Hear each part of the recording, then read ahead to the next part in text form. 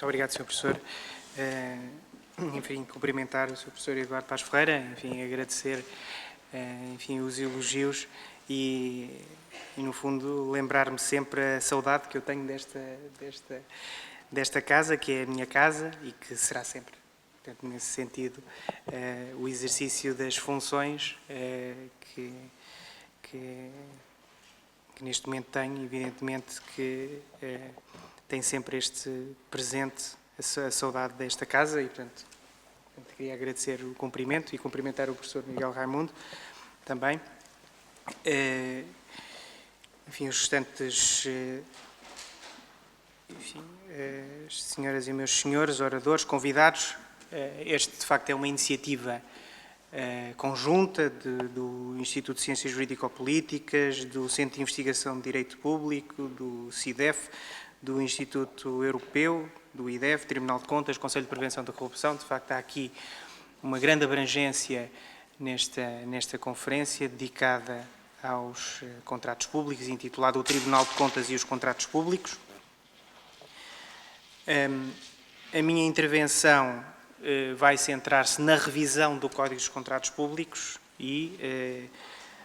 não obstante o agradecimento deste convite para estar presente neste evento, queria dirigir palavras sobre a política do Governo para esta área, assim como os desafios que temos pela frente, nomeadamente a revisão do Código dos Contratos Públicos. De facto, o programa do 21º Governo Constitucional assume como uma das prioridades a modernização e simplificação administrativa, tendo como principal objetivo a simplificação dos procedimentos e a redução dos custos de contexto, de modo a transformar o setor público num exemplo de competitividade e inovação. Portanto, é nesse sentido que, na obrigatoriedade de transposição para a ordem jurídica interna de 3 diretivas, portanto, a diretiva das concessões, a diretiva dos setores e a diretiva clássica relativa aos contratos públicos, decorre esta prioridade para o Governo, que é a revisão do Código dos Contratos Públicos, que, como sabemos, do ponto de vista dos eventos cronológicos, resultou numa proposta apresentada por uma comissão constituída no final de 2015 e da apreciação pelo Governo das propostas apresentadas por essa comissão, que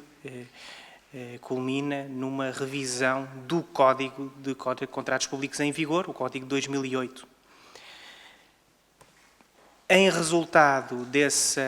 do estudo feito pelo Governo, resultou uma proposta que foi apresentada à consulta pública entre os dias 2 de agosto e os dias 10 de outubro de 2016, portanto foram 70 dias seguidos, dos quais resultaram 670 contributos. Portanto, destes 670 contributos, evidentemente que resultou um trabalho interno do Governo que resultará em breve num Código dos Contratos Públicos, enfim, na revisão do Código dos Contratos Públicos em vigor de uma forma extensiva. Desses 670 contributos,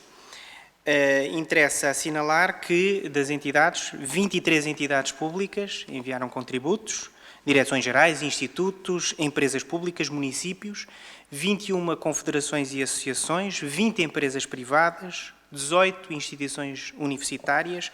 e 3 instituições de solidariedade social. Portanto, há aqui, de uma forma expressiva, a participação no período de consulta. Ainda durante estes 70 dias de consulta pública, foram promovidas outras iniciativas, nomeadamente a audição de empresas, operadores económicos, conferências, colóquios, seminários, com o objetivo de promover o máximo de participação. Só para percebermos um pouco, enfim, os principais contributos verteram sobre vários temas, nomeadamente no top 10 dos contributos, a contratação excluída foi mais apreciada, 22 contributos foram feitos para a contratação excluída. Para o tema dedicado ao preço ou custo anormalmente baixo, também 21 contributos. Enfim, estamos a fazer aqui uma contabilidade, mas para percebermos qual é que é a preocupação de quem é consultado e a preocupação dos contributos, como ainda outros temas, como critérios de adjudicação, impedimentos, esclarecimento, a retificação e alteração das peças procedimentais, preço base, trabalhos complementares, receberam contributos superiores a 15. Portanto, só para percebermos, do ponto de vista da dimensão dos contributos e a preocupação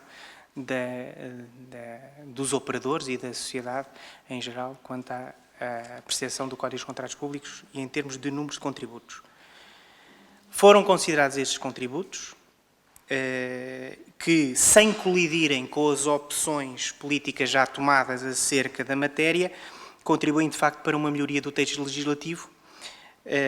seja porque corrigem erros já detectados ou porque clarificam e melhoram as normas quanto ao sentido e quanto ao alcance. Portanto, nesse sentido, é importante assinalar a consulta pública, que resultou, de facto, num trabalho longo com o contributo do INPIC. Claro, o INPIC tem aqui uma componente importante da recepção e acolhimento destes contributos, que resultarão em breve nesta revisão do Código dos Contratos Públicos. Ainda de realçar que após a publicação, enfim, a aprovação e publicação deste Código revisto, há que aproveitar o feedback recolhido não só na consulta pública, como também em workshops futuros, que serão elaboradas orientações técnicas e publicadas no portal base sobre temas mais complexos, como seja as regras de definição do preço base, preço anormalmente baixo, critérios de adjudicação, o papel do gestor do contrato, que aqui tem esta componente importante, e a adjudicação por lotes. E, nesse sentido, publicar-se-á no portal base e no portal INPIC um conjunto de perguntas frequentes, de factos, que, no fundo, ajudarão a ter aquilo que conhecemos como soft law. Também é de realçar a importância que, no âmbito destes contributos e na percepção destes contributos, a participação do Tribunal de Contas, que teve neste processo, enfim, distanciado, respeitando, evidentemente, a separação de poderes, mas não só as recomendações que, ao longo dos anos, foram feitas pelo Tribunal de Contas, como também a percepção pelo Governo e pela administração dessas recomendações, também tem um papel muito importante na revisão do Código dos Contratos Públicos. Na proposta que vai ser aprovada em breve, muito em breve, visa-se igualmente a simplificação, a desburocratização e a flexibilização dos procedimentos na formação dos contratos públicos, com vista ao aumento da eficiência e da qualidade da despesa pública, e introduzem-se melhorias e aperfeiçoamentos que visam a correta interpretação e aplicação das normas legais. Nesse sentido, beneficia-se da experiência de aplicação e de trabalho da jurisprudência e da doutrina sobre o Código dos Contratos Públicos e, portanto, nesse sentido, esta revisão também refletirá esta componente de vivência do Código. As alterações constantes no projeto de revisão do CCP agregam-se em 3 grandes grupos: a simplificação, a transparência, segundo grupo, e um terceiro grupo decorrente de obrigatoriedade de transposição da diretiva. Portanto, são estes 3 grandes grupos. Nas medidas de simplificação, eu enunciaria medidas que estão consolidadas, que estão solidificadas neste Código revisto. Em primeiro lugar, o encurtamento dos prazos mínimos de apresentação de propostas a candidaturas em procedimento de valor inferior aos limiares comunitários, como medida de simplificação. Ainda como medida de simplificação, a fixação, de acordo com a complexidade, até um valor máximo de 5% do valor da caução. Em terceiro lugar, a inclusão das empreitadas de obras públicas no regime de ajuste direto simplificado, portanto até 5.000 euros, e alargamento do procedimento de concurso público urgente às empreitadas de valor não inferior a 150.000 euros. Portanto, há aqui estas medidas que se concentram no grupo que eu chamaria de simplificação. No grupo da transparência, é de realçar a consulta preliminar e a consulta prévia, que são 2 figuras um pouco diferentes, porque a consulta preliminar assume um caráter informal, consulta preliminar aos vários operadores, aos vários concorrentes, uma consulta de caráter informal não obrigatória e introduz-se a consulta prévia. A consulta prévia que é um procedimento que obriga para contratos a partir de um determinado limiar, a consulta prévia a 3 entidades. Portanto, é diferente da consulta preliminar, porque a consulta preliminar tem um caráter informal, a consulta prévia passa a ter um caráter formal de consulta a 3 entidades, previamente à adjudicação. Portanto, passamos a ter um patamar que antecede o ajuste direto, que é o patamar da escolha de uma entidade que, e a partir de um determinado valor, de escolha de uma entidade com base num critério prévio